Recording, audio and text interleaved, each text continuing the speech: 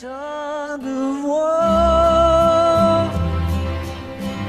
This is, I think, I'm right in saying, the 12th album that you've had since you went solo. And it's the first time that George has produced since Live and Let Die. That's the only other one, yeah, since the Beatles that I've worked with George on. Yeah, I just really like him as a producer. I think he's a very good producer. And when you work with people who are very good like that, it makes it very much easier for yourself, you know. So after Live and Let Die, we didn't do anything for a while, and I continued working with Wings and stuff. And on this one, I just really thought, well, you know, it'd be really nice to have a change. I'll give George a ring, see if he fancies working with me, because, you know, I suppose there's the off chance that he'd say, oh, no, you know, maybe we better leave it. But he was interested in the idea, so we just got together and said, okay, come on, let's make an album. As simple as that. One of the things when George and I got together after all that time was we obviously sat down and said, well, what are we going to do here? You know, just a sort of another album, what do we want? Just a bunch of songs? Or are we going to try and do something a little bit different and do something, stretch ourselves, the kind of words George and I were using originally. And the nice thing about it is if you think that before an album, you may not end up doing exactly what you wanted to do, but at least the effort to stretch yourself changes things slightly, and certain things that might have been okay. For instance, on the orchestra on the opening track, Tug of War, we were quite happy with it, but we just weren't really over the top, so we decided to do it again, you know, and this is the kind of thing with George. He was just, oh, come on, you know, why don't we really get it right? And that's made the album really enjoyable, actually. You know, if you know that you're going to, at the end, you're going to have something very near to what you originally started off wanting. You get into the spirit of it, you think, hey, this is going to be good, you know, and actually start enjoying yourself. George's thing, obviously, you know, in the old Beatle days, was that he had quite a lot to say, you know, about the tracks and stuff. And, you know, you could listen to him and just sort of think, yeah, well, he knows what he's doing. And on this one, after all that time, it was really nice to get back into that old routine.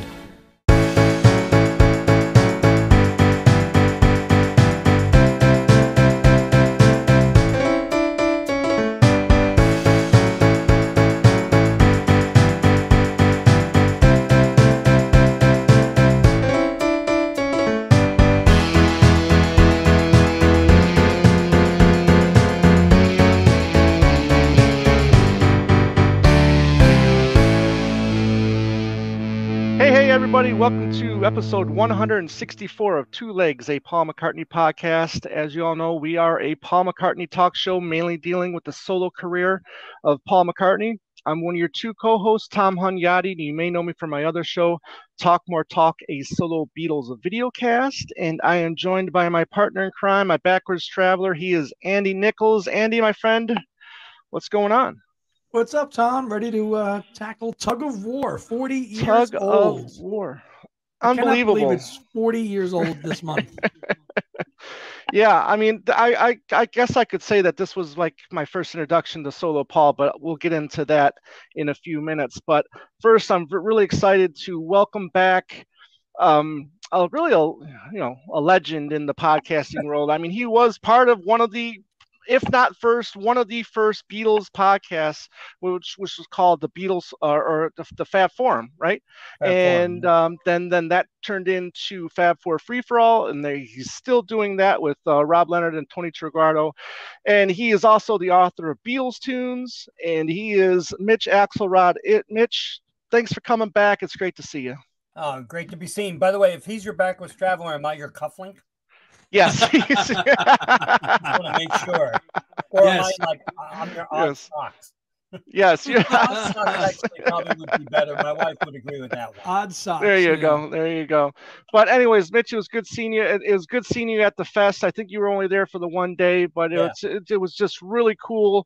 You know, after waiting 2 years or 3 years, however you want to, whatever way you think about it, it was just really cool seeing getting out and seeing everybody again. And that's what was really important to me, just, you know, seeing people that I originally met back in the 2018 White Elm Symposium, which you and Tony and Rob were at, and that was a lot of fun because you guys had a really cool discussion that weekend. And but man, it was just great seeing people. And I think Rob Leonard was there as well. I was on a panel with him on Sunday. That was a lot of fun.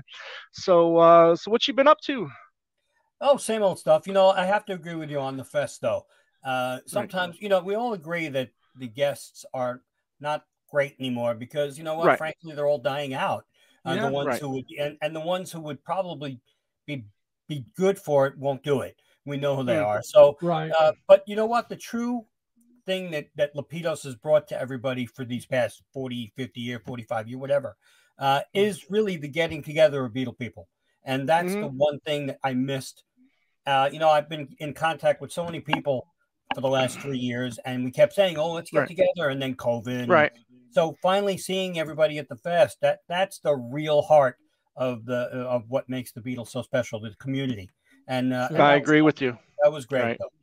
Yeah, I agree with you. Very briefly, Mitch, it was nice to meet you briefly in passing for the first time. Yeah, the whole way there. Well, there's a lot of that sometimes, especially because this was my first fest. So we're going back and forth to panels and then the market, and then it's crazy. If you're a person who's doing things like you were, I luckily this time it was a last minute decision, so I wasn't put on any panels, but I would have loved to have done it, and maybe next year. But when we've done panels, you don't know where to turn. People, they recognize you. And I'm not talking ego here. Believe me. Right. I'm just a fan like everybody else. So, you call me a legend. I feel like quoting the Ruddles thing, legend last at the line. Right. Quite frankly, you're meeting people. You're doing the panels. You're being pulled here. You want to see, your panel. I want to see Mark Lewis's thing. I want to see Lawrence Joubert. And you just don't have enough time. Right. And it gets like hectic. So and then you want to just sit down for about an hour and just chill. You just get so very great. True. And there is like a Beatle overload at some point too. Right. Oh yeah. Before we get started, I do want to mention something today. Actually, just today, it was posted on the Daily Beatle, the Wog blog site, and the news that the Get Back DVD Blu-ray has been delayed indefinitely. We don't know. What the problem is. What was it like? Some kind of technical issues, audio, right? Authoring. It said an authoring problem. The article that I read today. Yeah, authoring just means that there's an issue. Quite frankly, it's from what I heard, it was the stereo to the 5.1 mix wasn't right or whatever it was. But that should be easy enough to fix. That shouldn't take till December. So methinks there's more to this, and maybe the pressure of maybe hearing a lot of people saying, we can watch it on Disney Plus. We don't have to buy it again if it's just the same 3 hours. And there's a lot of, as Tony calls them, Dutch imports, bootlegs out there. I saw them at the fest, and quite frankly, I think maybe Peter Jackson inadvertently put pressure on Apple to maybe beef it up a little bit. Rightfully so, though. The double dipping thing has been happening for decades now. And it gets tiresome after a while. Give us the big product right away. Enchilada. And enchilada. Yeah, come on. Exactly. And I don't mind. I don't mind if it didn't come out. For a while. If they told us it's going to come out in Christmas of 22, but with 6 to 8 hours, or even with all this extra bonus stuff, any bonus stuff at all, I would be like, you know what, I can wait because I can just put on Disney. People have DVR'd it. There are ways to watch it, but to tell us you're putting it out and then tell us that there's nothing on it, then why put it out? And even put the original Let It Be film on there as well, because I love how Peter Jackson has described, because he was Sunday at the fest, he said it should be the story leading up to the film. So therefore it makes sense that it can be 4 DVDs. We will buy it. I want to support physical media because I love physical media and I want it to continue. You and I and Mitch represent such a small percentage of the buying public, and that is what the people are looking at. People are not going to buy this in droves in physical. We are. Maybe not, but if there's bonus, they will. What? If there's bonus, they will. Right. Yeah. If there's bonus, it will. If you add the Let It Be film to it, people will buy it. You know, if you add another 2-3 hours, people will buy it. And You I don't think that'll be believe the same people that would buy it the other way? I mean, it's the same market. Well, you know what bothers me the most is that the DVD is out now. You could buy the DVD at Amazon right now, and you'll get it, you know, tomorrow with Prime, whatever. I've seen it, and what I don't like, and this is, you know, I'm not meaning to knock anybody, believe me, because I am so into Get Back. Get Back has been a resurgence for the Beatle legacy, like you wouldn't believe, as you know. But what I saw of the regular DVD, it's just 3 DVDs piled up on each other on one spindle. Yeah, lazy. Are you kidding? No booklet, no nothing, and it looks like a bootleg. And I'm sure, you know, I'm sure that's not what the Beatles or Apple would really want for this project, considering the project has been such a success. Right. Yeah. So, no, I agree. I agree. I agree 100%. So we wait again. That's all. We've waited how many years for the film? Exactly. And I don't even like the film. I'll be honest. I hate the film. I saw the film when I was 8 in a drive-in. It's boring. It was boring then. It's boring now. The 8 hours of Peter Jackson is incredible. Right. That's incredible. So yes, if it's remastered and it's the film after the lead up, you know, like you said, the story to the film, that's fine. But I'm not going to buy, unlike what you said, Tom, I'm not going to buy it just because they're adding the movie. I'm going to buy it because there's bonus footage, all the bonus stuff. And if the movie's in there, great. If the movie's not in there, I personally don't care, but it would be nice. As long as we get the Long and Winding Road in there performed, then that's good. That was a snafu there. Well, yeah, that January 31st, all of that should be bonus footage. Yeah, right. I agree. And because the movie just doesn't. It makes you. It makes you assume that all that stuff was done before the roof, and after the roof, they just said good night and bye bye. Right. Not true. So not true. Since we see it and Get Back, we see them say we'll come back tomorrow, and then they do all that. Then you just see the outtakes. Right. I love the outtakes, but I want the footage too. So maybe that's in the bonus footage, and let's hope that that's why it's being held up again. Let's hope. Also, it's April 20th in 8 days. The McCartney tour starts, and Mitch, you guys at the Fab4Free4All, you've got a special contest that's going to end on what, May 1st or April 30th? It ends April 30th. Yeah, if you go to YouTube and look up our channel, the Fab4Free4All, that's Fab number 4 free number 4 all, or you just you listen to what I'm about to say.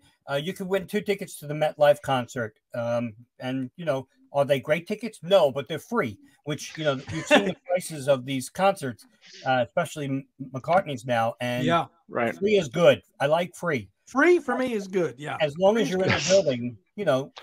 So all you have to do is send an email to fab4free4all at AOL.com with the subject line, Paul got back, Tix, T-I-X, and then put all your info in the body, any address, everything, so we can send it to you, your email, everything, and do it by April 30th.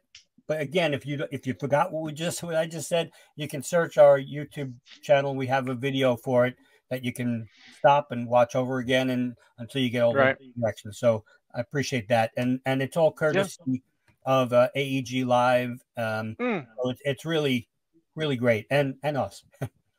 Cool. No, excellent. Cool. Yeah, that's a great promotion.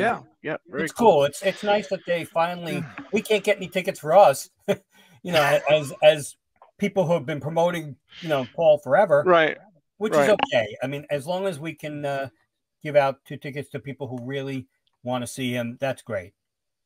Cool. Yeah, there'll always be that person. There'll be that person who's going to go to that show who has not seen Paul. We aren't in that boat, but there's going to be that person, you know it, who's going to say, thank God I got a chance to see him. Correct. So I hope the tickets go to a person just like that. You know, this way they get to experience the excitement of being at a McCartney show, because like it or not, like his voice or not, like anything or not, being there is exciting as hell. Nothing like it in the world. Absolutely. It really is, because you just get a really cool soon as that show starts, I mean, everything just goes away and you're in the moment. And I tell you, when I saw them last time here in Arizona, I was sitting close to a family from Denver, and it was their first time, and just to see their excitement and just the way they reacted throughout the whole show was, I mean, when the show starts, you don't care. You don't care about the old retreads. You just don't. Right. I don't care if he does the songs he did, like you said, retreads. I don't care. Right. I mean, it was nice to, as a real hardcore, you'd like to see him throw something in there, that a good solo, cool stuff. But I don't care. Two quick things. 2009, I took my mother, who started me out as a Beatle fan in 1964, because she was a big Macca fan. I took her to the 2009 Citi Field show. She ended up I had 10th row, but 10th row from the stage is still pretty far, not far, but I'm not complaining. Yeah. But my mother, because she just had some surgery, they put her on a handicap riser. So it was almost like by the soundboard, she had better seats than anybody. And she That's awesome. It. And she said to me, she goes, "Are we coming back tomorrow?" I'm like, no. And also in 2011 at Yankee Stadium, it takes a lot for me to go to Yankee Stadium as a Met fan. Right, as a Met fan. I'm with you. Let's go, Mitch. I gotta tell you though, we're losing 3-0 right now, Mitch. I know. Believe me, I got the alerts. But quite frankly, I went with my son and my wife, and my son was 9 at that point, and I said to him, because I had no idea what he was doing. I totally didn't look at the set list. And I said, all I wanted to do is the night before. When he did the night before, my son and I it was almost like, let's get a cigarette. We're done. I mean, we smoked, but we actually we were singing so hard, and it was just an incredible feeling. So I really, really, can't wait for him to come around. Again, as you said, it's only 8 days away. Right. So I think he plays the 28th, right? Is the first day? Yes, the 28th. Yeah, be the first one. Yeah. That's exciting. See, it is. Yeah. Seattle? Yeah. Wait a minute. No, I believe so. Or LA or I thought it was Seattle or Arizona. It is. Arizona. It's Washington. Spokane Arena, Washington? right? Yeah, Spokane. Okay. Yeah, Washington. Yeah.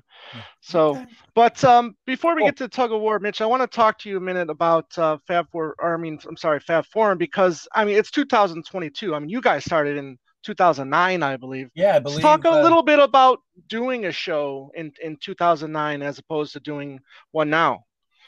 It's so funny because I was listening to a bunch of those shows, and when Tony, Rob, and Ken Michaels, your co-host, Tom, when we started doing it, we did 30-minute shows. Now it takes 30 minutes to intro the show.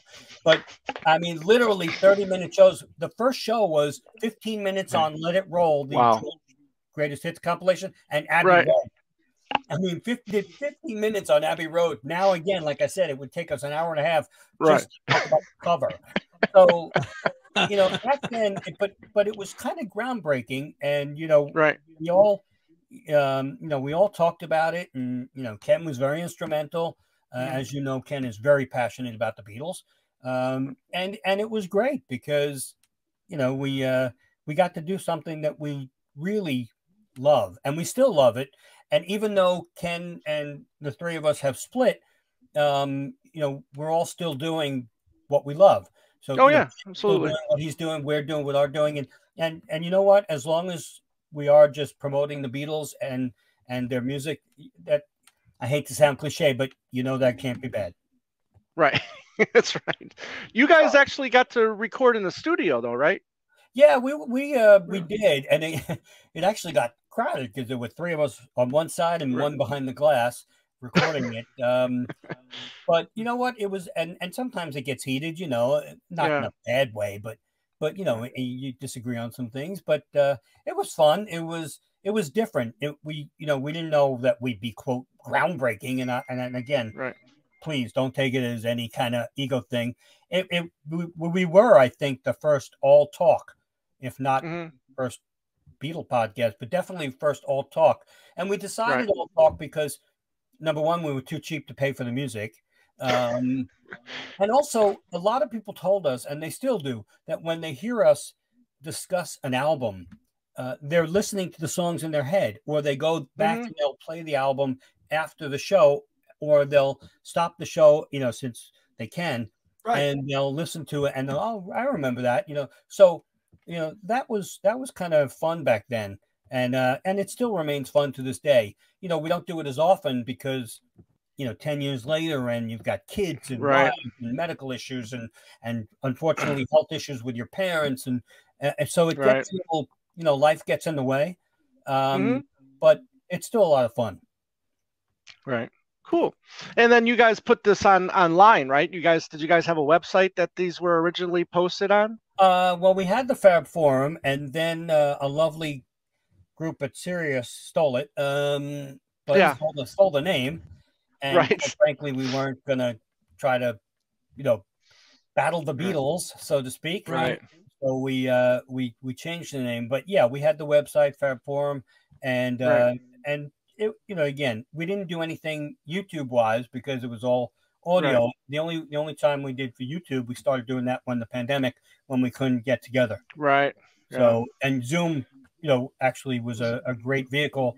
And was because as much as I always say we all have faces for radio, at least, the Fab4Free4All gang, it works video wise because if people want to watch us and see our expressions while we're talking, that's fine. But a lot of people still, use us as background. They'll go cleaning, they'll do this, they'll do that. So, but it still remains fun, which is, and there's so much going on in the Beatle world that you can talk about. So there's never going to be any loss for topics. Right. No, true. And I love the video aspect of it too, because you like you said, you see the expressions, you see the chemistry, between, however many, people are talking about any given topic.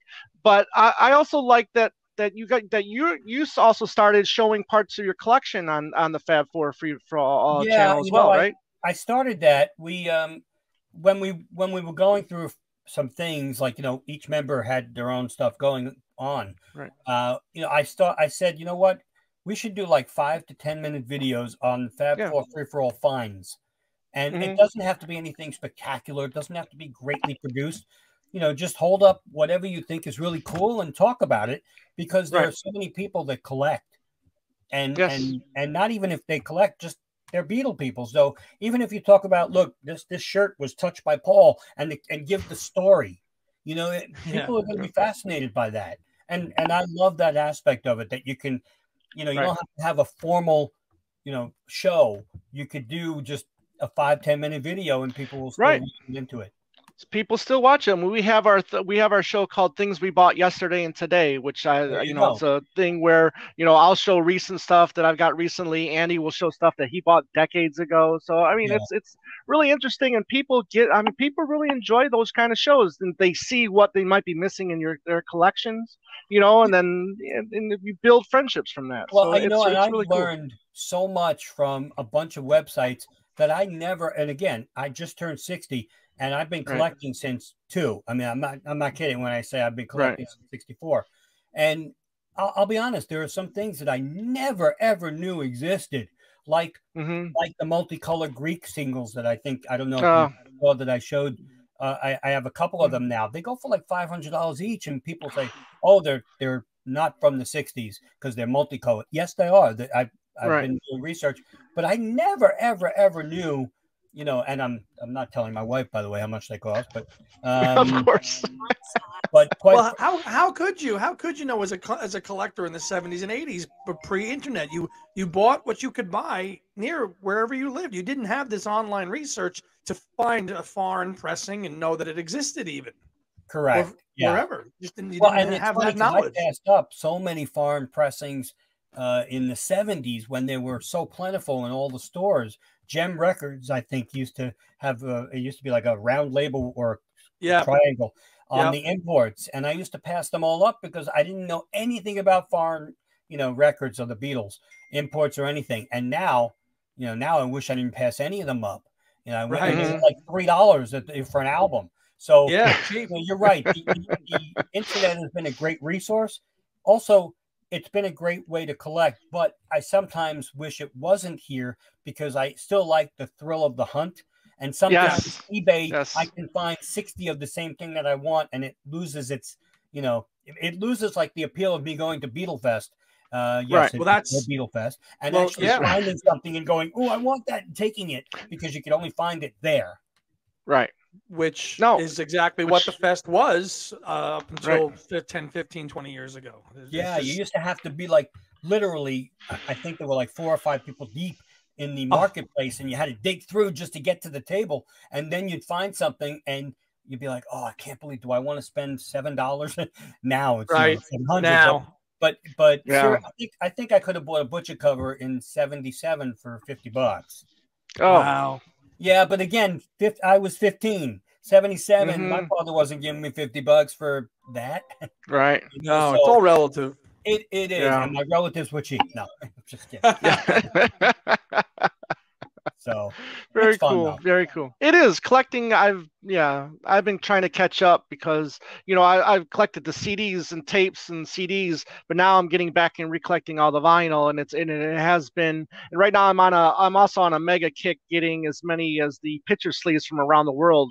From McCartney as well, and that's been a lot of a lot of fun too. Yeah, I mean the picture sleeves from around. Yeah, only the McCartney, right? Well, this is a McCartney show, so. Well, I know, but you can still collect other, Oh yeah, absolutely. And when I start to wind down with the McCartney, hopefully, maybe I will start with the others. I love finding the foreign sleeves of.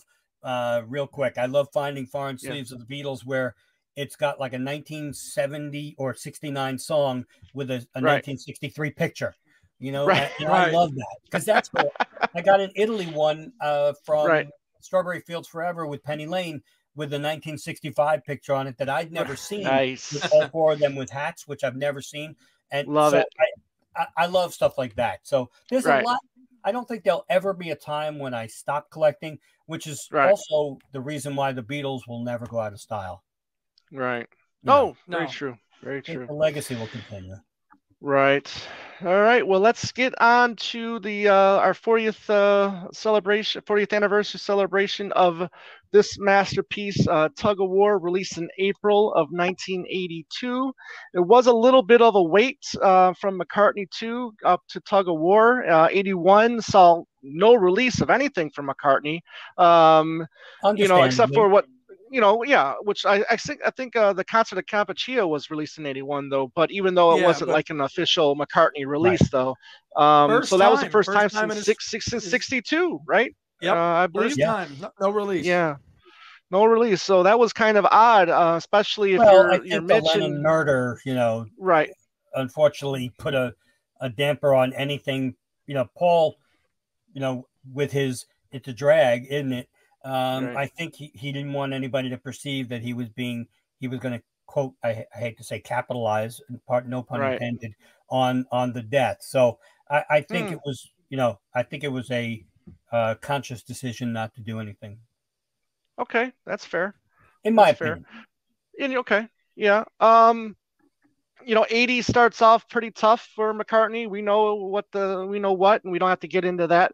But however, later in 80 and mid 80, he releases McCartney 2, and I would love to hear your thoughts on that album. Was that something you were expecting after such a great, rock or return to form kind of thing from Paul with Back to the Egg? Well, I mean, talk about McCartney 2 for a second, Mitch. McCartney 2 came out, and I loved Coming Up.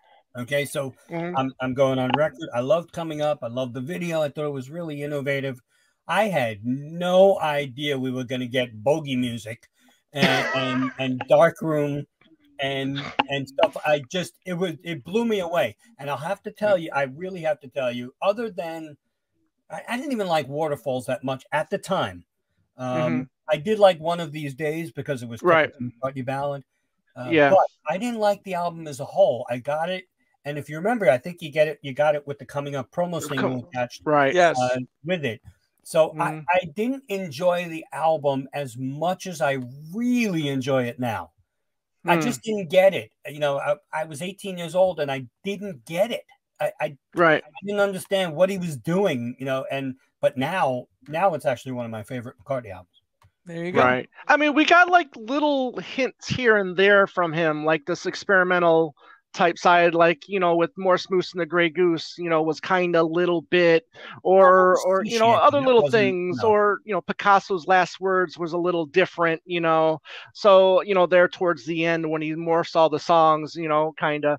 But so look at the solo look at the solo with a little luck with the synthesizer solos. I mean, it's obviously but it was not. Yes, synthesizers and everything great. Right. But there was no, you know, come on.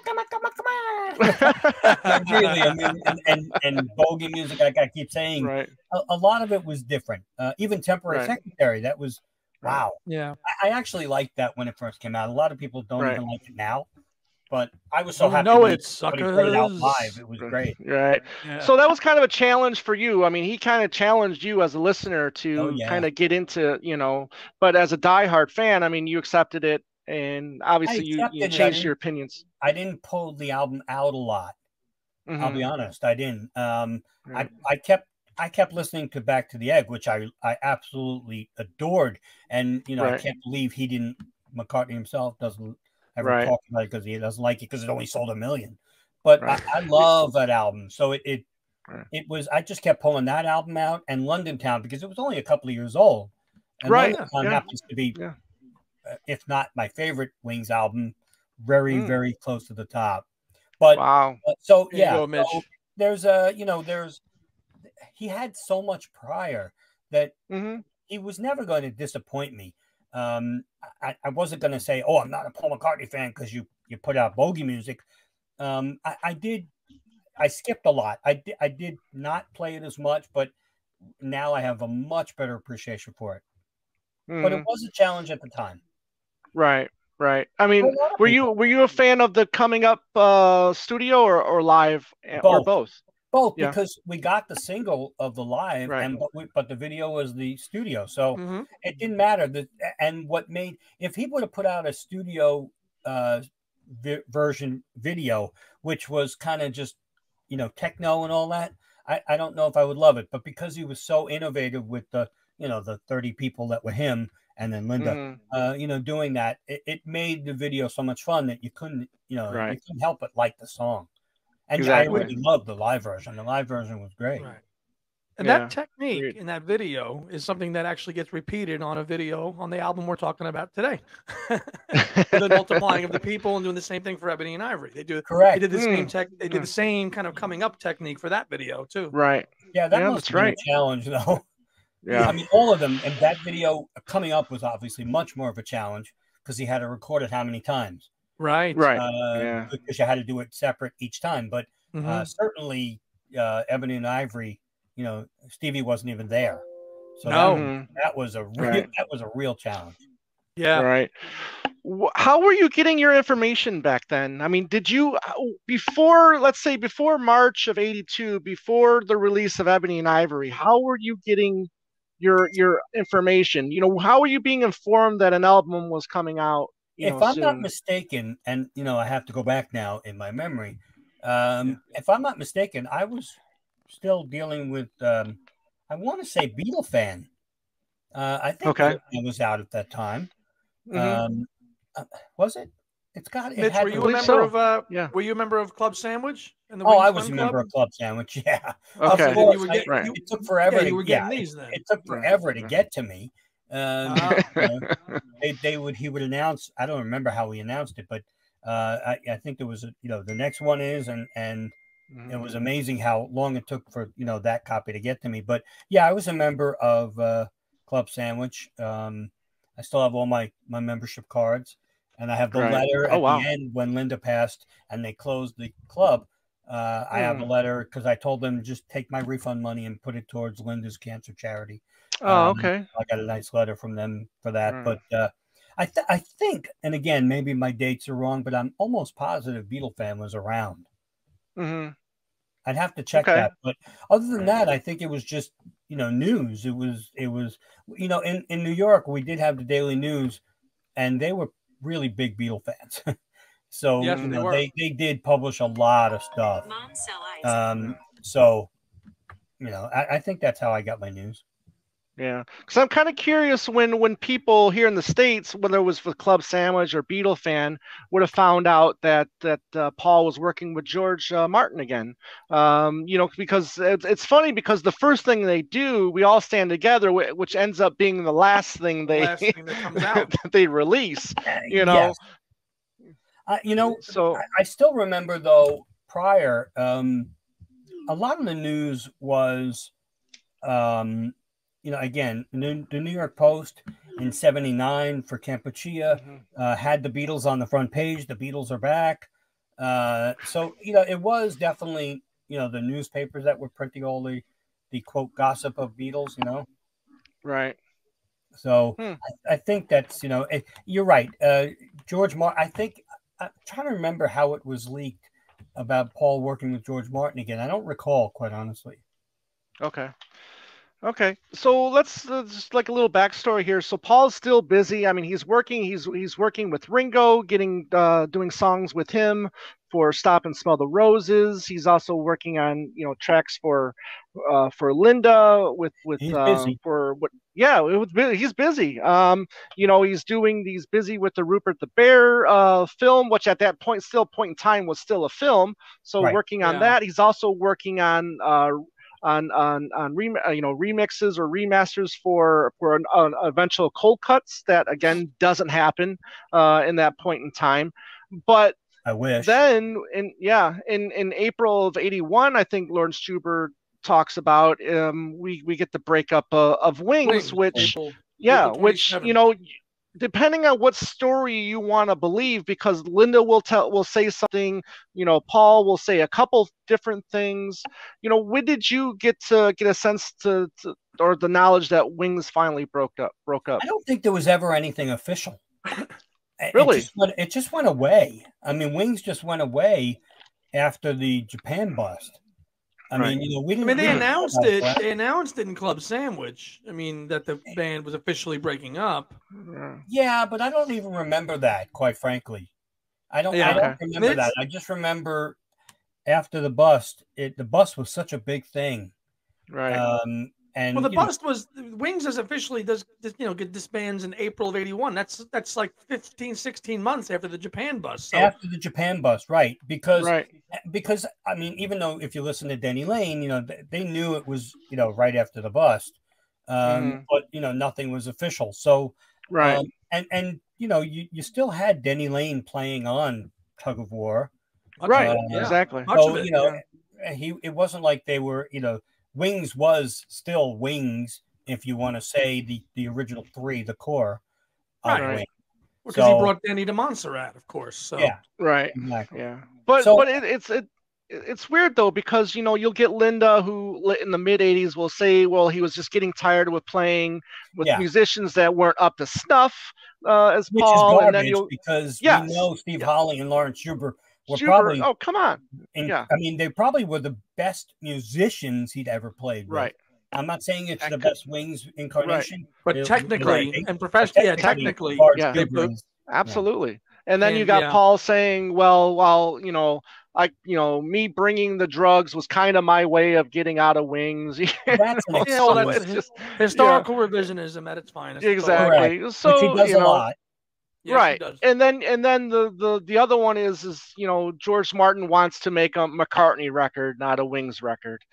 So you got break up his incredibly successful band because of that. Right. I mean, he was one of the most successful artists in the '70s. With him and Wings, and then all of a sudden, and still successful because there's still a #1 in 1980.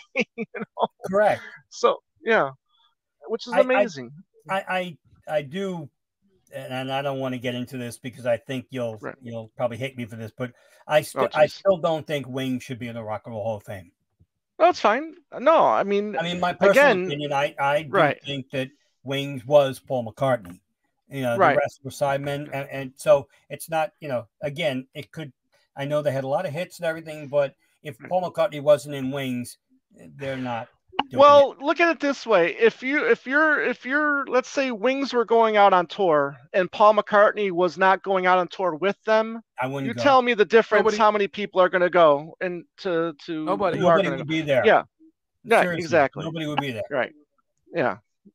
So, it's pretty interesting. Again, there's a lot of debate on that, but what they should have just done is just done a catch-all, throw all the members of Wings with Paul in, and just call it Wings is in, and just have every member that was with Wings and Paul, and just throw them all in together. Maybe. Yeah.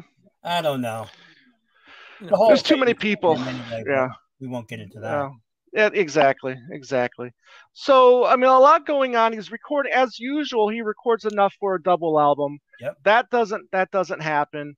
But there's George Martin there, who was always a great kind of, buffer. He's always the kind of guy who will say, look, Paul, this isn't that great. Let's work and move on to the next song. Let's hear that. And in that case, then with that we get a really strong album. We can talk about whether or not the right songs are on that album or not, but it's still a fantastic album. I mean, do you think George Martin's probably the best producer he's ever worked with in his solo career? Yes. I mean, he hasn't really worked with a ton. I mean, Hugh Padgham, right. Nigel Godrich. Yeah, Godrich, Chris Thomas. I'm not even talking about the 2000s. I mean, prior to the 2000s, he only worked with, I think, Chris Thomas, George Martin, and George Martin. I think that's and Jeff Emmerich, really. If you want to say Jeff Emmerich, no slight on Jeff, but I'm not sure he was producer, engineer and stuff, and he was definitely in there, but. I don't think he worked with too many other, in the 2000s he did, but with more people, sure. Yeah, I mean, and again, if to say George Martin was the best, George Martin didn't really work with him a lot after the Beatles broke up. So that's true. He probably worked with him as much as Hugh Padgham or Chris Thomas. Well, this period, this 80 to 84 period, is the most prolific of that partnership, from starting with We All Stand Together up until Broad Street. That was that 4-year period where they collaborated, and George produced all those Tug of War, Peace, Broad Street. Rupert. I have a feeling though that George Martin didn't want another Beatles White Album, meaning, and I don't mean it in a bad way, but I think he, the Beatles could pull off something like that. I'm not so sure Paul McCartney could. Right. Because I think people would have said you should have whittled this down to one really good album, and I think he did. I think he did. He did. I also think in the wake of Lennon's death, it became a very easy, obvious decision to call upon him to produce this record. Yeah, probably just something familiar, he probably needed it also as a cathartic thing. Yeah, absolutely. I think so. Yeah, but you got an interesting thought there with the White Album kind of thing, because he did have some like bits and pieces of songs too, like "Stop, You Don't Know Where She Came From," which really wasn't a fully realized song. So it would have been kind of funny if there was a double album and you got this, 1.5 minute kind of thing. Be What You Can See is we get that lovely 34-second "Be What You Can See." So George Martin felt obviously that could go on the record. Correct. So, and that's fine, and that actually was probably a leftover from McCartney too, because with all the vocoder stuff on it, and so that was great leading into, I think, "Dress Me Up as a Robber," right? Right. If I'm not mistaken. But so I think George Martin knew, I think he knew Paul more than sometimes Paul knew himself. And as you read in Mark Lewison's Tune In, Paul never likes to be told no. But I think George Martin probably was the only person who could tell him no, and he might say, true. I'll listen. Right. He has that fatherly figure, so he's and familiarity. Yeah, since 1960. At that point, a 20-year relationship by this time. Correct. Yeah. Right. So the sessions, they start at Air Studio, they work their way to Montserrat, they come back to Air Studio. Again, enough music to, I think they're even working on Not Such a Bad Boy as well during these sessions. So, you've also got the Michael Jackson stuff was also being worked on in this period as well. So stuff that ended up on Pipes of Peace is here as well. So just a lot of material. And then come March of '82, you get Ebony and Ivory. And Mitch, would love to get your, go ahead, Andy, you're going to say something? I was just going to say that the before, obviously that's when it comes out, but one of the cool stories that came out with the archive edition was the saga in which it took to get Stevie the Monster at, and was That's coming, right. was he ever coming? And he told him he was coming on a Monday, and the whole week goes by. And finally, and then he doesn't. I mean, this ordeal, which I didn't know about until the archive edition came out, and reading it again in preparation for this episode. What how Stevie was, just to get him locked in. Sooner or later he was going to show up, and when he did, he had to just go with it. He was playing. Yeah, he was throwing a Sly from Sly and the Family Stone. Showing up whenever he wanted to. Yeah, but that was the first leadoff single. So go ahead, Mitch. Yeah. No, I was going to say,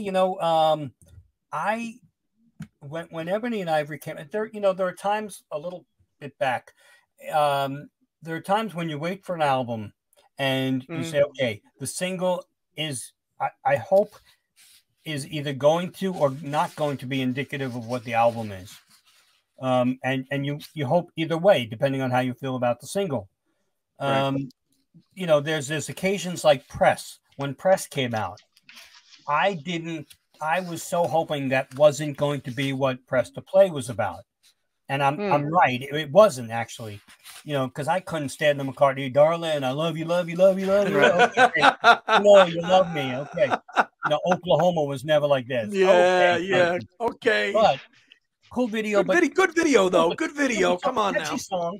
Always good video. Come on, stupid song. But Ebony and Ivory came out. Hey, I'm not going to pull punches. Listen, you're a New Yorker like me. You're a New Yorker like me. How it is. Press to Play is again in my top 5. So don't get me wrong.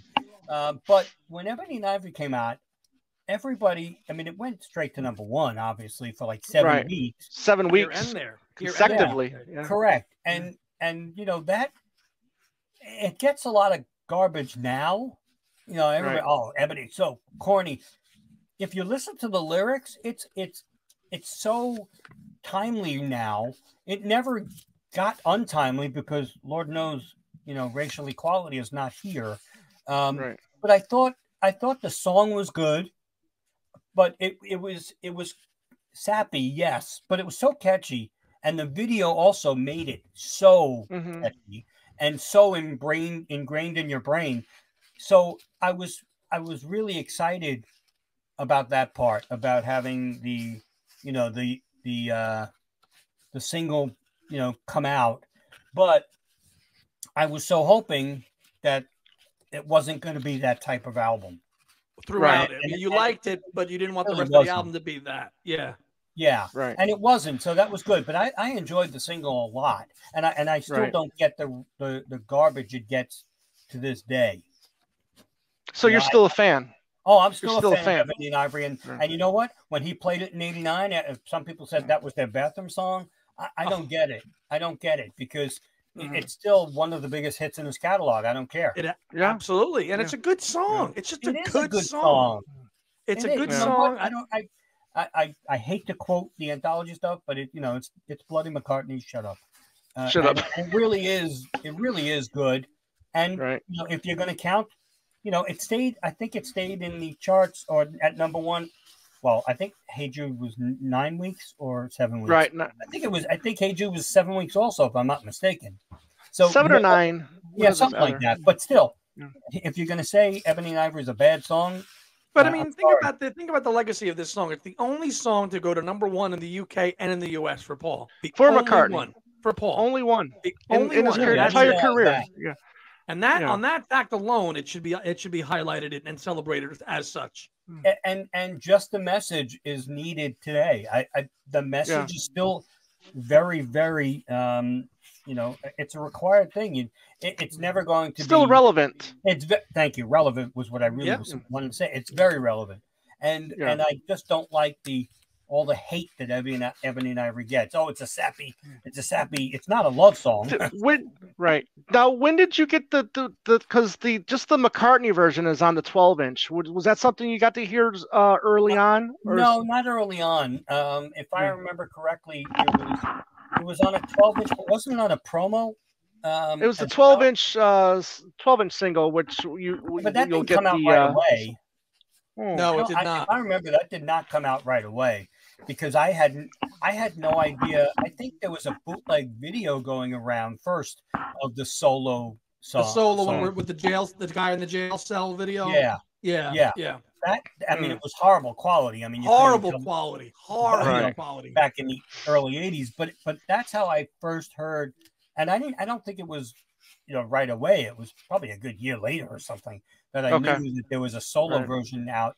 But I personally, I like the solo version a lot, but I like the Stevie Wonder version because it gives it much more relevance with an African American person actually singing as the Ebony. Right. It just means more. Oh yeah, it does. It's absolutely, and and I am glad that he did work with Stevie Wonder, who they both admire each other, and they had admired each other for years. So to me, it's only common sense. Because I think he was working with Michael Jackson around that same time too. So I'm kind of glad that it was Stevie Wonder on this song and not necessarily Michael Jackson. Yeah, I mean, if you obviously we'll talk later about the tracks, but I mean, what's that you're doing is just such a funky track. Michael could not have sung the way Stevie does. They're both great, but Stevie's got a different played keyboards or played because Stevie played 3/4 of the instruments on both songs. Right. Michael wasn't doing that. He wasn't doing that. But I'm glad it was Stevie as well. It was a great collaboration. I wish it would have led to more, but oh, absolutely, yeah. I don't think it was until Kisses on the Bottom that they ended up working together again. I know Paul was on another a solo record of Stevie's in the 2000s as well, but I think he was mixed down too. Exactly. That's Paul and Stevie.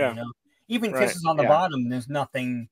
I mean, I think Stevie just. I think it's just harmonica. I think it's just a harmonica. On what song? I don't remember. I have to go back and look, but I have to look. I do remember. As a matter of fact, if I'm not mistaken, I think it's one of the bonus tracks. Okay. If I'm not mistaken, I could be wrong there because my memory is going. My memory is definitely full. Not almost full. My memory is full. Is full. A month later, the album is out. I mean, was this a first day purchase for you, or did you have to wait? Yeah. Oh yeah. Corvettes. All right, take us through the day. If you remember. Corvettes. Well, I'm going to take you through any typical solo release day. I knew it was coming out because I think the papers, either the Sunday, if I'm not mistaken, I thought it was a Tuesday release. They used to release stuff on Tuesdays, not Fridays. Right. Now. They still do. Fridays it's Tuesdays and Fridays now. But it was Tuesdays. Yeah. So if I'm not mistaken, I was 20. I think I drove to EJ Corvettes in the Hicksville Mall by me, Hicksville, Long Island. And I did this with all the solo releases until Corvettes closed. And I waited, and while when they opened, I ran to the record department, and it was already on the wall, or in the bin. I'm not sure. I remember George Harrison in '79. That was on the wall. Paul might have been in the bin, and I grabbed it, and it's a cool cover too. It's very noticeable with the red and the blue cover. But I bought it first. I mean, looking at that cover, I mean. I don't mean to be like this, like an old person where, to say when you went to go buy records, I mean, that was just like you were mesmerized by the covers a lot of times. Oh, yeah. I mean, even more so, back then. I mean, there's some great, don't get me wrong, there's great covers today with new musicians and stuff. But then, I mean, a lot of work went into these covers. And I really think this is, a really cool one. It is a cool cover. The only thing is, later on, he started doing where he wasn't on the covers anymore. And, and I'm like, why? Or he was very little, or he's distorted and driving rain. Right. It's like, come on. You're still a good looking guy, Paul. Come on, get on the cover. And he's very recognizable no matter what. Right. So, this album, that's the one thing I hate about CDs. Seeing, the little, whatever it is. Digipack. Please. Well, don't even get me started on the digipack. But I loved going home and having an album in my hand. An album. You pull out the inner sleeve. Hopefully, you had the words on it, and I could understand. Now, if I pull out a digipack and it's got the words on it, I've got to get my wife's magnifying glass because I'm so damn old. I can't read anything, or I Google it and then I print out big sheets. But back then it was, it was so fun to have the release day of a solo Beatle, even Beatles. I mean, don't forget, in the 70s, all those Beatle albums, the release days of those were real fun. But I do remember Tug of War because I'm trying to remember if the Rolling Stone review came out after or right before, because it had Natasha Kinski on the cover. Right. And on the top banner, it said McCartney's masterpiece. Yeah, I think it was a 5-star review. 5-star review. Right. Yeah. I think it was they said it was like the album we all knew he could make or something like that on that form. But without giving Natasha Kinski naked was on the cover. Oh no. Oh no, Natasha's hot. I was listening. I was watching. Right. I mean, I saw McCartney's masterpiece, but yeah. It might actually have been. She was probably on the cover for the movie Cat People, maybe. I wonder. But anyways, I'm not sure if that came out really right before the release or after. I wish I remembered. But if it came, I mean, I think I remember reading about it and how good the album was and how different it was for him. Because if you really think about it, some of the songs are very different for him. Like Pound of Sinking and all that stuff. Yeah, exactly. There's some good stuff on there that's different. So I ran out for it. And that's one of the things Lawrence Juber said when he was on our show. Was he said that he had thought the songs that they were rehearsing leading up to the ones that ended up on Tug of War were more of a, not necessarily a band songs. You know what I mean? They were more of a studio sessions kind of thing. Very produced kind of songs. He had them rehearsing Average Person and all these songs like that. Yeah. With Wings and stuff like that. Right. Which but without as Tony calls it, piece of poop. But that's all right. Tony calls without it that, I don't. Okay. Without giving your thoughts away, how you feel now, just run us through what your initial impressions were, first hearing the album. My initial impression was that I could not stop playing it. I could not stop playing it. And then when Take It Away came out, the single, first of all, that had a picture sleeve. With him on it, I think with the cup of tea. Yep. So, and I'll be honest, MTV was huge with that, just like it was with Ebony Ivory. MTV played Take It Away. I mean, yes, they did. To the point of like throwing up. It was really on that much. And there were two versions, by the way, because sometimes when that little electric shock in the beginning would go, I mean, if you remember when they get a little shock in the beginning, while they're rehearsing, sometimes you heard like a bzzz, and sometimes you didn't. So there are different versions of that. Wow, I did not know that. Oh, absolutely. And I waited for that shock, and then a lot of times they didn't do it for some reason. But Take It Away was such a typical McCartney song, and such I'm surprised it only went to number 10 in the US. Right. I think that could have been a number one song, especially since it was really MTV'd like crazy. But once when you put the album on, it's just I don't think there's a bad number on it. So I remember just playing it like crazy. I think I ran through 3 or 4 copies of it because I had a crappy stereo at that point. But I did buy it a lot, and back then I thought the album was brilliant. I was so happy for him because it was such a, again, not being in love with McCartney 2, another quote disappointment would have probably put his career in a very different direction than it went. Because right after that, Pipes of Peace and then Broad Street. So it didn't go great after that. But Tug of War back then was just amazing. Yeah, out of tragedy comes triumph.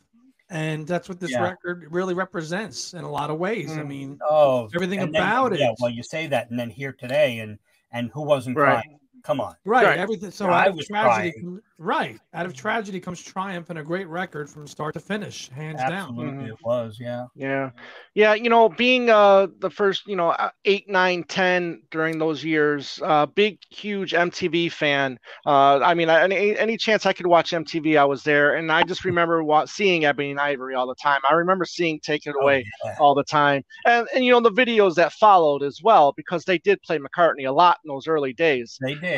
So that was like my first exposure to McCartney as a solo artist. It wasn't until later on, probably like 88, 89, when I finally listened to the album, full, when I was in full Beatles, solo Beatles mode, that I really got it and started appreciating it. And yeah, like you said, top to bottom, great album. I feel a little differently now about the second half, but we can get to that in a second. I would agree with you on that. We'll get to that. Yeah, but let's, Andy, when remember the first time you got to hear this album? Well, I'm younger than you guys, a little bit younger than you, Tom. So I probably obviously remember the videos, but I probably just got it because I knew, reading all kinds of discographies and books, that it was just the next album I had to get. I was a 90s Beatles kid, so I had to just snap them all up eventually. So I think my uncle had a copy, and that was my first exposure to it. And "Take It Away," of course, was just an instant ear catching. You can't miss that. I mean, and of course the video age. It's an earworm, the video age. So especially that I mean, everything McCartney was everywhere. So I saw the videos just like you did, Tom and Mitch. So I saw, but it was everywhere. So, and it was like, and that was so, again, because if you didn't know what album it was on, remember when you watched the video, the little box would come up and it would say, "Oh, it's on this album," and I'm like, okay, that's the album I have to get this song. That's how I learned anyway. Yeah, no, I mean, I'm glad they did it, because a lot of times for different artists, I learned to love a lot of albums that I would never have given a chance. So. Right. And the fact, and then you learn when, as growing up and learning, talking to other people, and finding out that you could have gone to the video shoot if you were a member of Club Sandwich, and if you had the means to to go wherever, get there. Yeah, I wasn't going to how London. cool would that have been? Yeah, L Street. It would have been very cool if I only had like $4,000 at that time, Right. To watch the video shoot. Because I was a card-holding club member. Right. That's right. We don't have to go track by track, but Mitch, we'll start with you, and we'll get some the highlights for you. I mean, let's do like the top of the top. What is on this album for you the top, the creme de la creme of Tug of War for you? I love Somebody Who Cares. Yeah. Somebody Who Cares is one of the most beautiful McCartney songs, one of the most beautiful songs. Right. But I love when Paul picks up like a Spanish guitar. Right. Because he does it for like Footprints. Distractions. Distractions. Picks it up and goes. Yeah. When he does it, Somebody Happy Who with Cares You. is beautifully sung, by the way, too. Mm-hmm. So that's a big one for me. Obviously, Take It Away. Here Today has gotten a little less sentimental for me, because Paul played the hell out of it in concert. So it loses a little now. A little bit. Right. It's still beautiful. It's very beautiful. But Ballroom Dancing is amazing. So there are certain. I even really appreciate "Dress Me Up as a Robber" now. The falsetto. Falsettos. This is like the Lost Bee Gees song to me, in my opinion. Pretty much. And we interviewed the drummer. We interviewed Dave Maddox on our show. Dave Maddox. And you just took. I was just about to say the groove. Right. Is so un-McCartney. Right. I mean, McCartney is. George Harrison is the solo Beatle who tried musically to get away from the Beatles sound. I think the most. He always had Willie Weeks and different people on drums. Like "Woman, Don't You Cry for Me." No Beatles song is ever like that. No. So, but Paul, he stayed true to what he was and very poppy. But "Dress Me Up as a Robber," I mean, that no Beatles song is like that in terms of drumming. So I like that song. Like you said, Tom, I think the second half. I love "The Pound Is Sinking," though. So I mean, I can't say that's on side 2, isn't it? Yes, it is. Yeah. So I mean, there are so many great songs. So I can't really, say my favorite, but if I had to pick my favorite, I think it would be Somebody Who Cares. Oh, wow.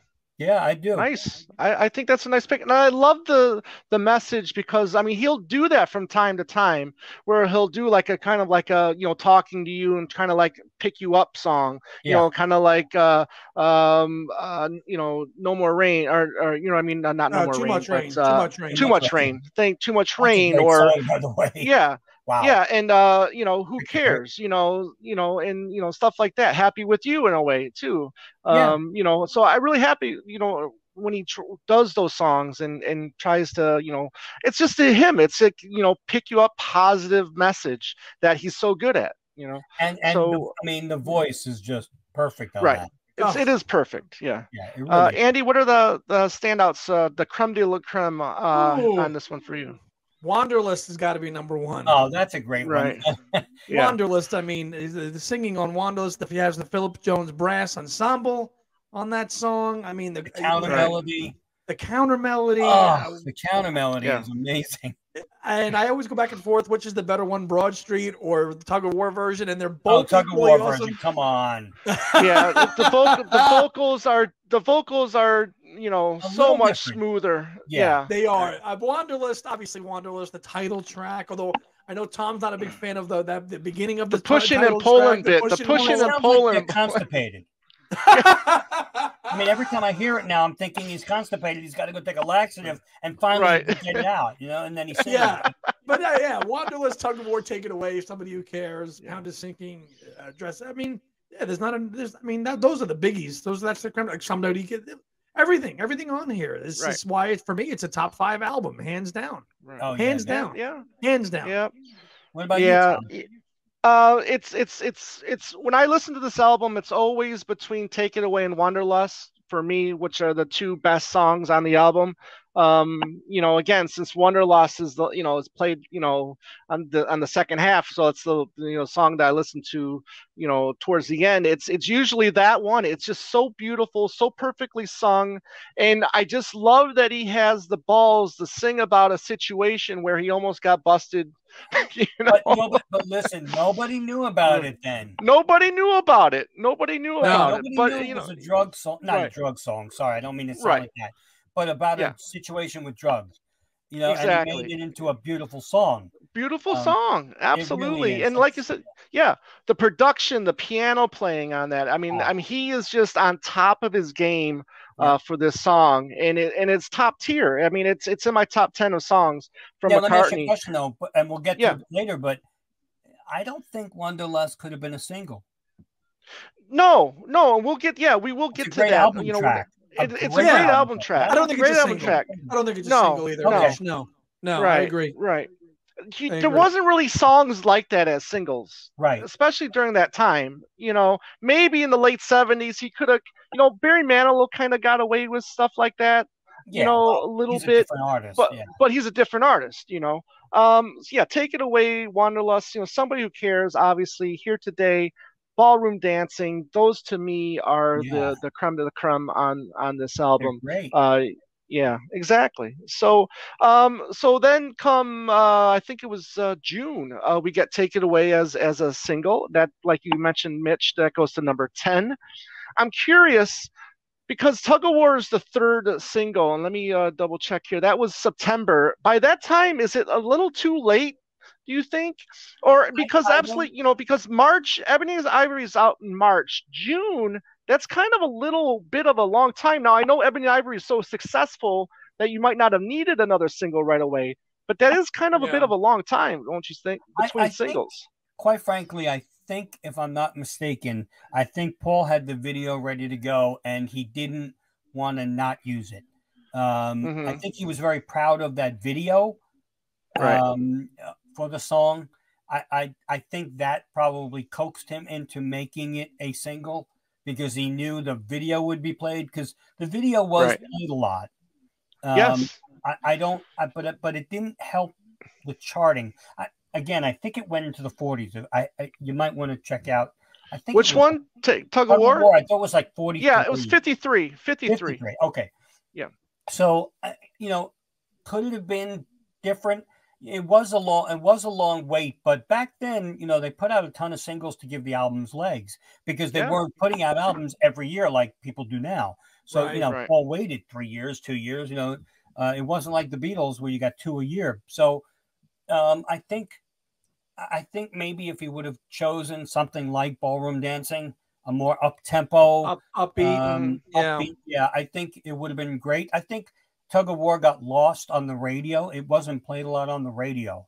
It was played a lot on video for MTV, but I don't remember hearing it on the radio. Whereas Take It Away, I heard on the radio all the time. All the time, it was that upbeat rocker. I think if he would have put out, Ballroom Dancing, I think that would have done well. But I don't think there's any other singles on the album other than maybe besides Ballroom Dancing, because you know the Kinks had a hit with Come Dancing. Come Dancing, right? Come Dancing, and you know, and I thought was it after this? But 83, I think that came out. Was it? Yeah, I thought it was right around the same time. Yeah, but, it was 83. I thought it was also right. I don't think. You know, listen, I think if he would have put out Ballroom Dancing, I think he's still Paul McCartney, and you know, he could have done a cool video for that, just like he did for it in Broad Street.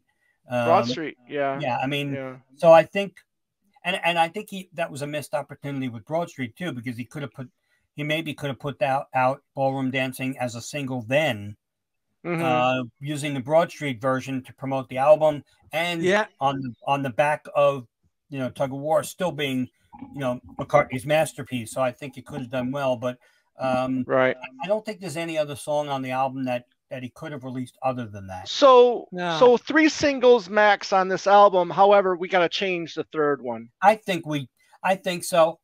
You know, it's great to be hindsight, but I think Ballroom Dancing would have at least gone top 20.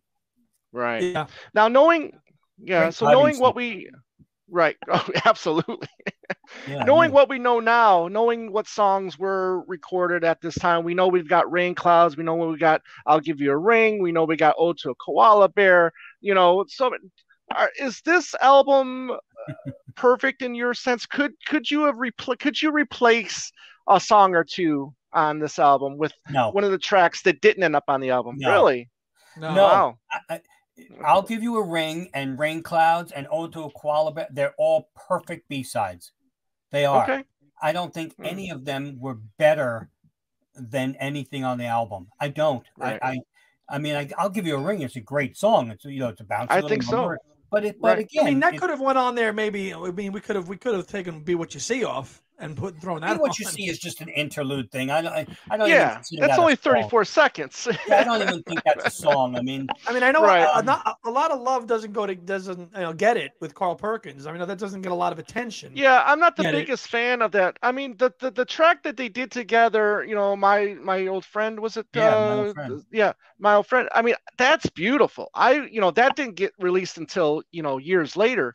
I would have kind of wished that they would have did that as a duet, but you know what? On. I mean, that was, you know, recorded the last day Carl Perkins was on Montserrat, so maybe there wasn't enough time to really work on it. You got a lot of so with the guest stars on this album, like with Carl Perkins on Get It and Stevie Wonder with obviously What's That You're Doing. Those are just songs that kind of came out of impromptu jams that became songs. So if you're looking at this from the other perspective, maybe those songs could have been. They were just jams. They were not. They became songs. And if they, you know, you could have, you know, I'll Give You a Ring and put that on there instead of that. Maybe, I don't know. You know, I don't know. I think as far as My Old Friend, if they would have worked on it, I don't think you could have had. I don't think Paul would have wanted to put both quote John Lennon songs on the album. Well, there wasn't nearly a note. Yeah, I know what you're saying, but I don't really think it's because Carl Perkins wrote that. I mean, no, I get it, but it would come off as that, right? And also, you know, Paul with his ego here today is probably, other than maybe Empty Garden, is probably one of the most incredible tribute songs ever. Right. So you know, you can't. I don't know if I just don't think anything else would have been. I don't think anything is replaceable. You know, Get It maybe because it doesn't really fit on the album. Right. No. Yeah, I agree. But if you replace that with Is I'll Give You a Ring really? Is that flow well with to me, maybe. I'd have to put it on. I have to do a playlist, you know. But I would not. I love the song so much, though. I love the song so much, though. It's a perfect B-side. Right. Okay, fair. I think Rain Clouds fits. I think Rain Clouds fits on the album better than I'll Give You a Ring. Maybe I would say yes. I would say yes, but you know, again, it's every song is now. I mean, we all say this now, 40 years later, but you know, looking back then, you know, it was such an eclectic. I think it was eclectic, and now everything is ingrained in our brain to the point where if we try to change out something, well, our brain says no, you can't do that. You know, so maybe get it if we had to, but you know, when you hear it and that laugh at the end of Carl Perkins is very, very haunting when it goes into Be What You See. Yes, it is. It's kind of spooky. Right. So, like that. Yeah. You're good with him not releasing Here Today as a single, right? I mean, it's good just as a standalone. I mean, we talked about a possible fourth or single. What do you think? You would have thought he was trying to capitalize on right. And he being on the album, it's part of an album. But if he put it out as, I am so sure. You know what? I really would love to know who was the president of Capitol at the time, because I'm sure they told him, you need to put this out. This is like Empty Garden. Empty Garden was released as a single, but he all those years ago was number 2, I think. You know, which I still think is a missed opportunity. If they would have put, I wonder if it was still that George Cole and Ringo on the picture sleeve, it would have went to number 1. But I do. I'm convinced that if they would have put, you know, not that they would have said it's the Beatles. They could release it as George Harrison. But if they would have put a picture of all 3 of them on there, any picture, I don't care. It would have. I think it would have pushed it above. What was it? Whitney Houston? What was number 1 at the time? I don't even remember. Oh, it was Betty Davis Eyes. Oh, Betty Davis Eyes. Yeah. Well, you know, I think her eyes would have went down a little bit. So I do. But I think Here Today would have been seen too much as trying to capitalize on the murder to get a hit song. And I think having it on the album was perfect because everybody knew it was there and everybody played it and everybody cried. So I think he did the right thing. Cool. You know, let's just talk about it now, this album now. I mean, as we're celebrating the 40th anniversary, where this, you know, should go in McCartney's canon. Andy, I mean, obviously this album still is very powerful to you. I mean, it's you know, definitely up there in the top 10, maybe top 5, like I think you said earlier today. Top 5. Yeah. But before that though, let's talk about, you know, does this album hold up now? I mean, do you feel the same about this album now as the first time you heard it? I mean, has anything changed for you? Not for me. Interesting. Not for me either. I'm going to probably shock you when I tell you that I like this album better than Band on the Run. No, that's not shocking. As do I. Yeah. Right. There are so many McCartney albums that I like so much better than Band on the Run. Oh, hell yeah. Right here, my friend. Right here. On the Run is his masterpiece. You know what? I can name Londontown. I can name this. I can name Chaos and Creation. I can name so many more. You know, I personally love Wings at the Speed of Sound and Venus and Mars more than Band on the Run. I do. Personal opinions. But I mean, Band on the Run was great for its time, and it was McCartney's coming of age again as McCartney. But But since then, he grew up and made even better stuff. And Tug of War to me is like the epitome of Paul. I'm going to say it's in my top 2. Wow. There you go. Love it. I think it's that good to me. I think it holds up. I can put it on my record player, for those of you who know what that is. I can put it in my CD player, my record player. I don't care where I listen to it on Spotify.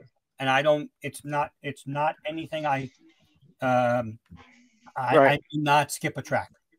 Right. I mean, just a quick side note. We forgot to mention it. I did anyway. With The Pound is Sinking. Listen, you know, pound for pound, you find me a better 5-second, 10-second vocal lyric with Paul during the Pound is Sinking with the "Oh no, it didn't happen." Come on, man. That scream. Oh yeah, that scream there. Yeah, I mean, absolutely. He still had it in great form. He still had it then. He still had it. And I think it was even better at his vocals from 80 to 84. Might even been. I think that might have been his best period. You know, with the songs like that and Wanderlust and No More Lonely Nights and maybe even So Bad. In the Dirt, I thought. Yeah. Okay. I mean, We Got Married. He does something like that too. He does. Right. That's to me. That's the Paul Oh Darling. That's the Paul Oh Darling voice when I hear that. Right. That's what he's channeling. It's incredible. Yeah. Right. Yeah. But because for me, back to the Egg, by the way. Go ahead. You know, his voice with that scratchy. I wasn't a big fan. I love the album. Don't get me wrong. But Paul's voice with the scratchiness, you know, obviously from smoking and whatever. I Am Sir and all that. Yeah. Right. I mean, you could even hear it on Winter Rose, though. You know. Which is a beautiful song. But I think. I think he just wanted, for some reason, I think he wanted this album, especially after Lennon's murder.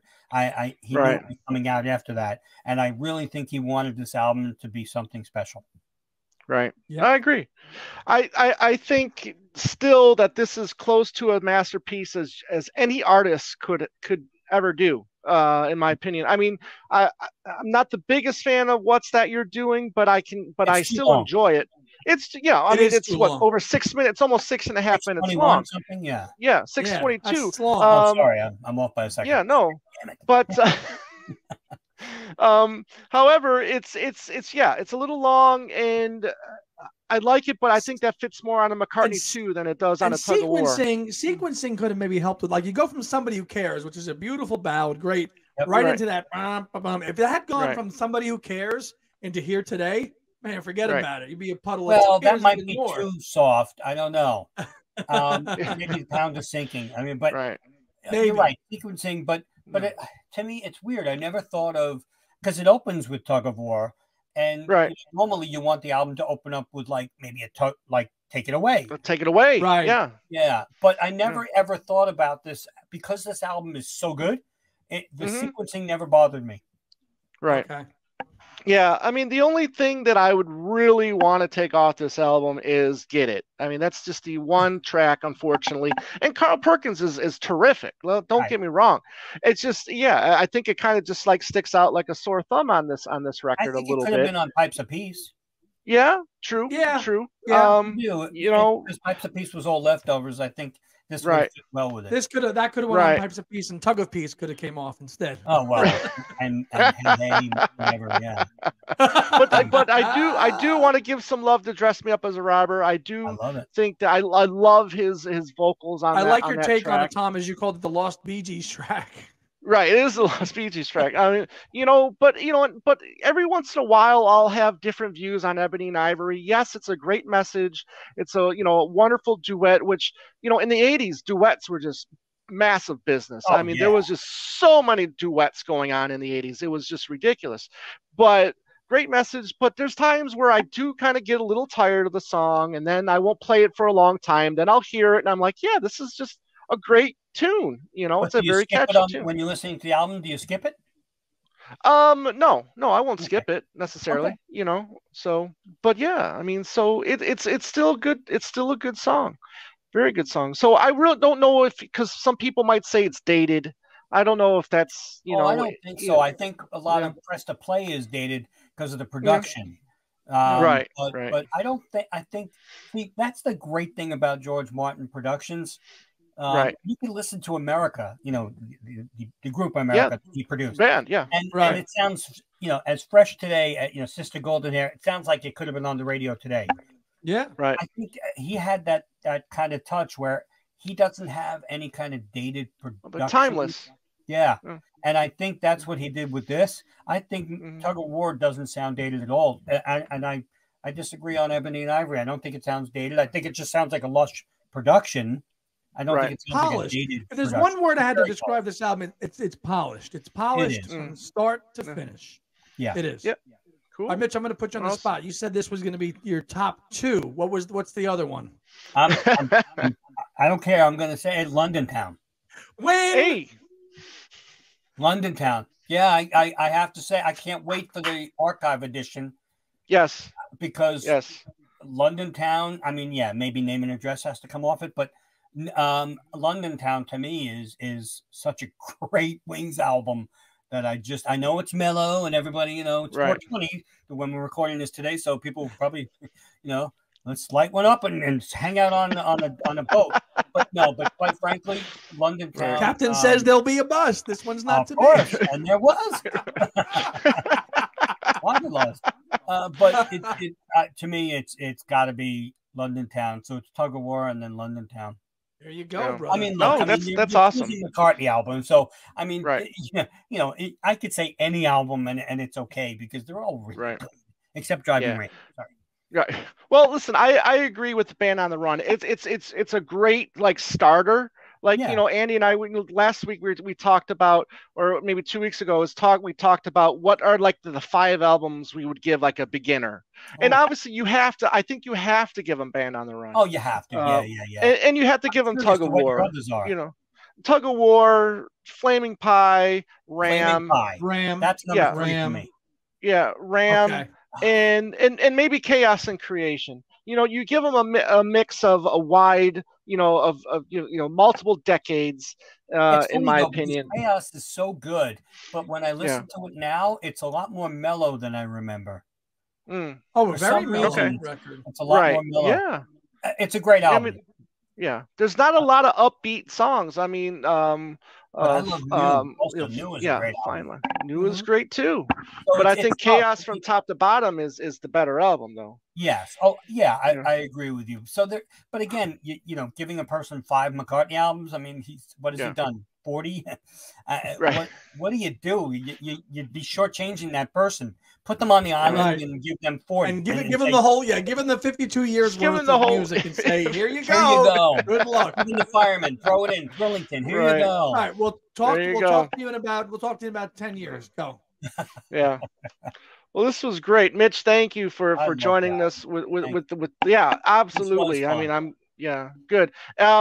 Plug anything you got going, Fab4, obviously. No, again, just the Fab4Free4All. We still love doing what we're doing, and we Tony and Rob and I are friends who we always say, you know, if we weren't doing it for the listeners, we'd be sitting in a diner booth, you know, just eating and which we did on a show, by the way. We did a diner show. Yes, we did. Which was kind of gross and kind of fun at the same time. But you know what? We wanted to, for those who need to just get a little backstory on that, we had just come from, I believe, the White Album listening party. Session, and we, you know, when we go to those things and we come back, we want to do something right on the spot so we get the excitement, instant excitement, so people know how we felt instead of having a week to think about it, going, well, you know, we want to make sure. Oh my God, did you hear that? Yes.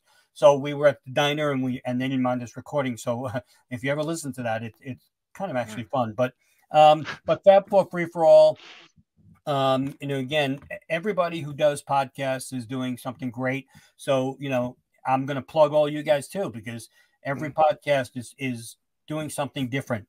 You know, whether it's Richard Buskin and Eric Taros, you know, Beatles Naked, or you guys, or, you know, Talk More Talk. Everybody's doing something different, and I think that's what's really special about the Beatle community. Yeah, I mean, and there's so many out there now, like you said, doing different things, and, you know, COVID brought a lot of new shows back. I mean, people had time to, you know, to do shows, and it is one big community, and, you know, it's nice to see that we can come on each other's shows and stuff like that. We, you know, get along, you know, we you know, I can, you know, message you for like an advice or a question, and always, you know, and you know, and vice versa. You know, we just love, you know, interacting with people that are doing their shows as well. It's just a lot of fun seeing what, you know, what's going on with them. So and everybody this has been a lot of fun. Right. So, you know, everybody does. So all of our shows, you know, we the one thing I will say before we go is that, you know, sometimes people will write to us and accuse us of being too silly. And quite frankly, we consider ourselves infotainment. We want to give you as much information as possible, but we want to entertain you. I'm not going to sit there and read off Wikipedia, because, you know what? Everybody can do that. And do that. All heck. We don't want to do that. We want to make it you know, again, we are three friends for 35, 40 years now. So we are going to do little inside jokes, and most of the time they're Beatles stuff. So we like to entertain. And I think that's an important part of, you know, the Beatles. It's more authentic. You know? Right. And again, I think everybody has different perspectives. So all the shows, the more the merrier. And it doesn't sound like you're reading from a script either. You know, you guys are. No. It's all about the chemistry with you guys, and it's great. Yeah, and thank God we have good chemistry. So, and hopefully we'll continue to do so, or else, you know, I always kid around and say, Rob, if we drop you, Tony and I are doing a show called Two of Us, and if Tony drops both of us, he'll do a show called Beatles One. So, you know, there's always room for other podcasts. Right. Andy, what do you got going? I know you got your new channel. Talk about that for a second. Yeah, I got a new sub channel of Two Legs called Andy's Music Vault, The Other Leg, and I've got one episode up, and I've got a 2-parter coming in the next few weeks on Bob Dylan. So stay tuned for that to drop in a few weeks. Yeah, and this is all the other artists and bands you love. I mean, Andy's a big prog guy, so you know, check that out. And you know, I'm sure he's going to have a lot of great new episodes coming. Yeah, a lot of stuff to come down the pike on that outside of the Beatles universe, which is balanced. It's what, you know, makes us tick, so. Absolutely. Listen, we love you know, Monkeys too, so, and Big Star and all, you know, and you know, XTC, which everybody's an offshoot of the Beatles, and quite frankly, it's all good music. Right. Absolutely. So for Two Legs, you can find us on Facebook, Instagram, Twitter at Two Legs Podcast. You can email us at twolegspodcast@gmail.com. Our YouTube channel. Thank you, everybody, for helping us get to our goal of 1,000 subscribers. We really appreciate that. Cool. And, you know, we're going to keep going. We're going to keep bringing these episodes, and we'll be live again soon, I'm sure.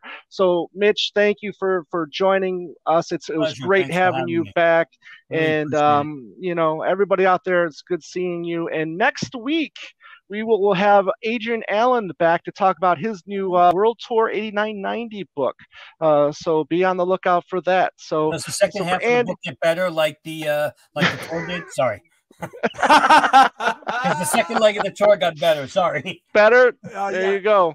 Unfortunately, I didn't get to see him until 93, but, you know, That's all right. But anyways, so for Andy and Mitch, I'm Tom saying have a great day and a beautiful night, everyone. Take care.